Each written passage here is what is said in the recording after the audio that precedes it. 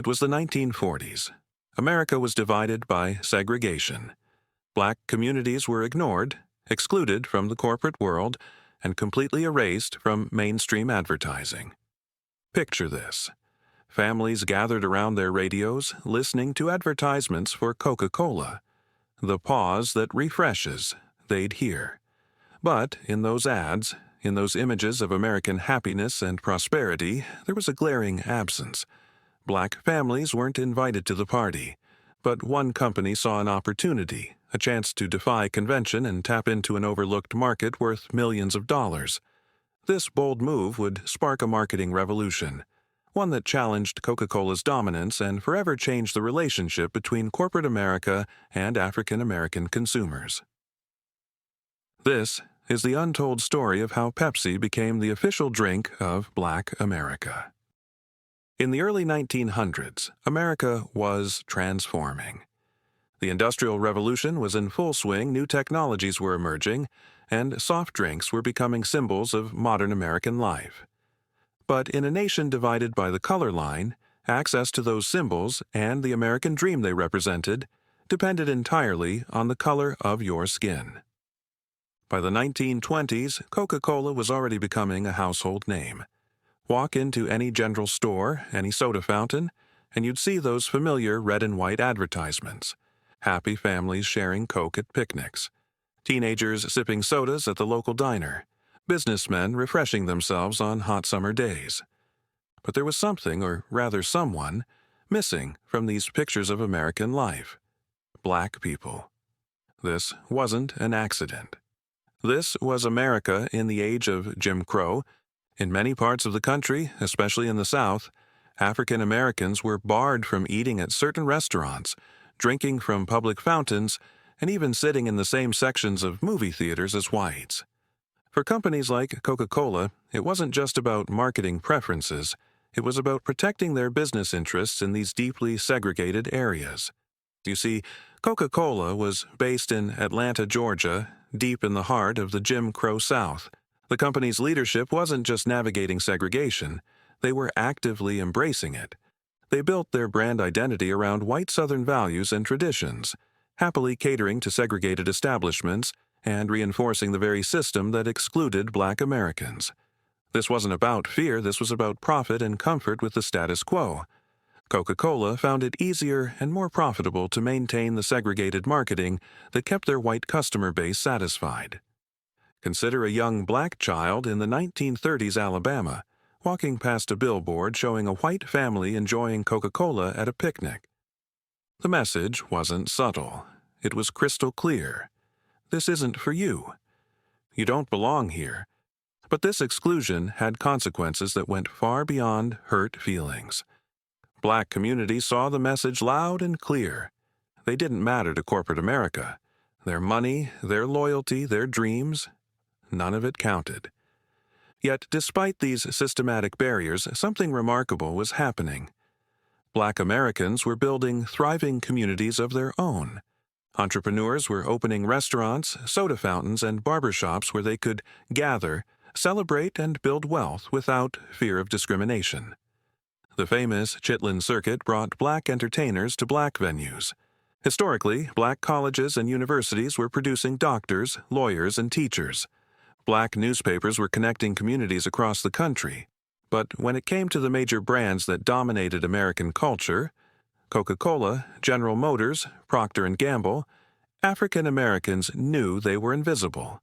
But all of that was about to change.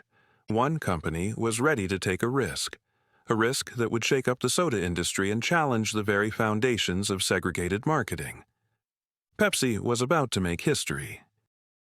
The year was 1940. While Coca-Cola maintained its silence, executives at Pepsi-Cola were having very different conversations. Walter Mack, Pepsi's president, was looking at the numbers.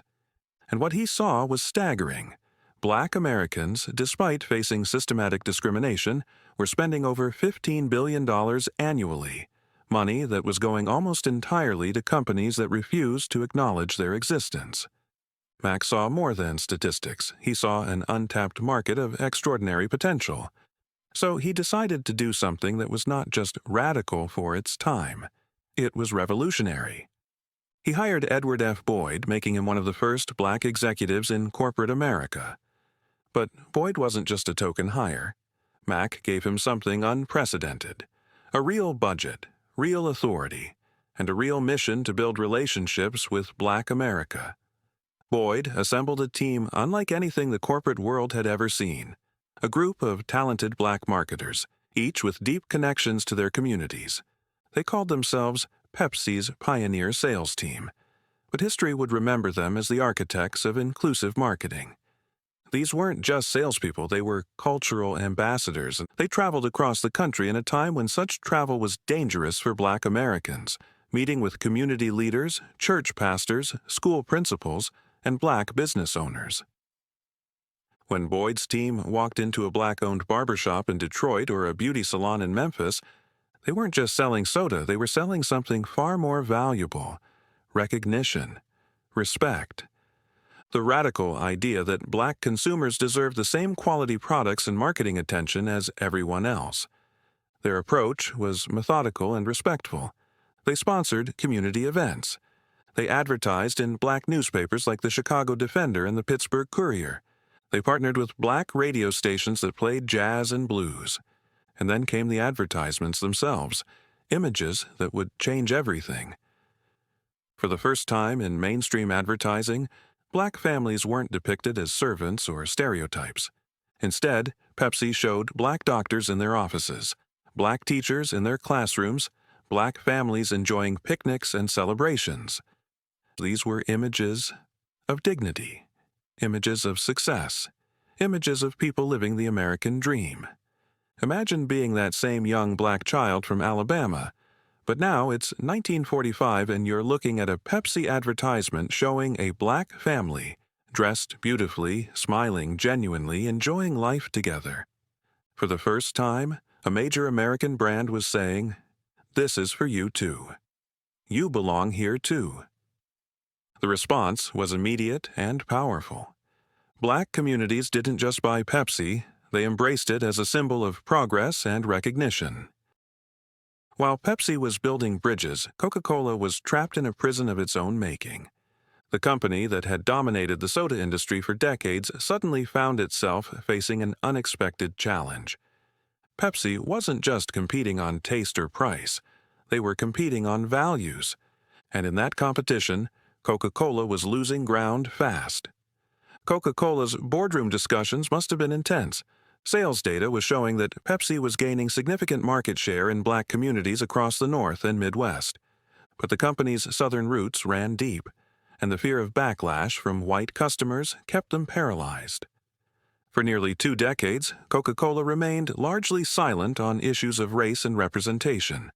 But then came the 1960s, and everything changed. The civil rights movement was no longer something happening somewhere else.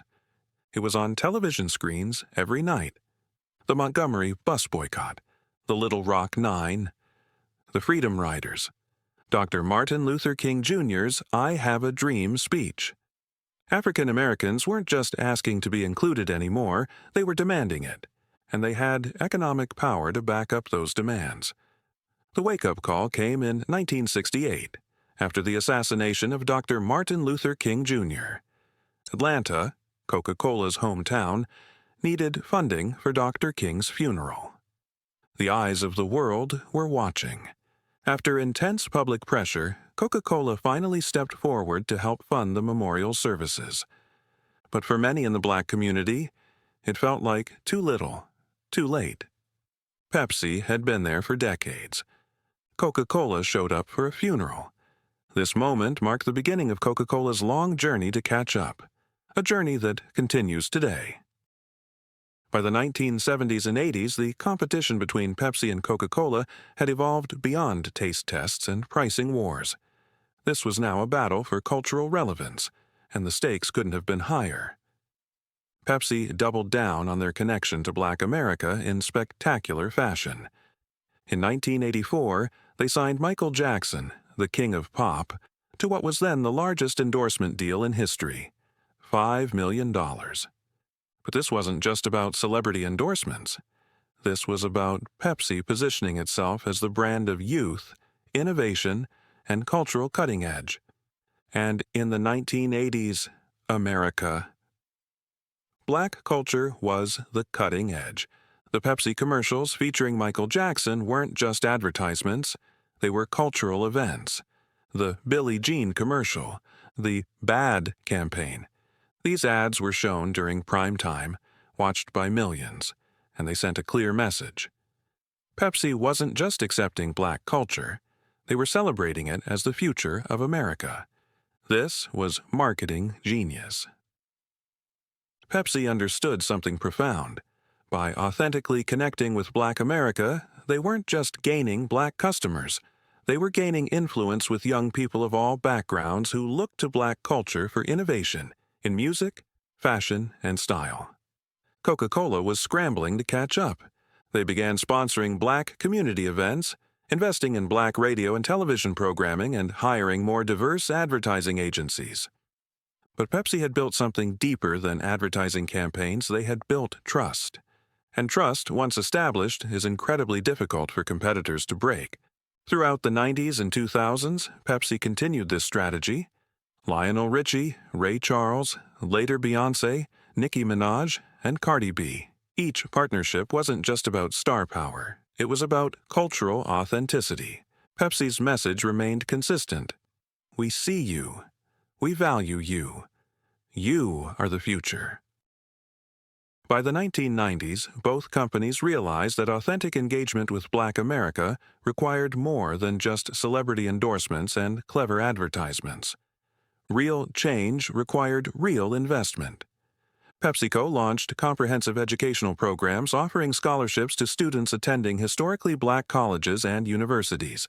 They invested in black-owned businesses, creating supply chain opportunities that generated millions in economic impact. Coca-Cola, determined to close the gap, began their own initiatives. They sponsored Black History Month events, supported black arts festivals, and highlighted black poets, artists, and activists in nationwide campaigns. But here's what made this era different. Representation wasn't just about faces in advertisements anymore. It was about creating real opportunities. Board positions, executive roles, and ownership stakes. Both companies began to understand that supporting Black America meant more than marketing to Black America. It meant including Black Americans in positions of power and decision-making. But progress doesn't mean perfection, and both brands have learned that lesson the hard way. In 2017, Pepsi released an advertisement featuring Kendall Jenner that sparked immediate and intense backlash. The ad showed Jenner leaving a photo shoot to join a protest, ultimately handing a Pepsi to a police officer and seemingly solving social tensions. Many viewers felt the ad trivialized the Black Lives Matter movement, turning serious social justice concerns into a marketing opportunity. The backlash was swift and unforgiving. Pepsi pulled the ad within 24 hours and issued a public apology. But the damage was done and the lesson was clear. Authentic engagement requires deep understanding, not superficial gestures. Coca-Cola has faced similar challenges, from criticism about inconsistent diversity hiring practices to staying silent during critical moments of racial injustice. These moments serve as important reminders that supporting any community means more than just showing up during designated heritage months. It requires consistent action, genuine respect, and ongoing investment. The next time you reach for a soda, remember, you're not just choosing a drink, you're choosing what kind of world you want to support.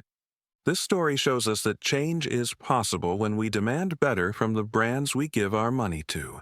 Our choices matter, our voices matter. If this story opened your eyes to the power of representation and economic justice, hit that like button and subscribe. Share this with someone who needs to hear it. And drop a comment. What is your favorite soft drink? Pepsi or Coke? Remember, every dollar you spend is a vote for the world you want to see. I'll see you in the next one.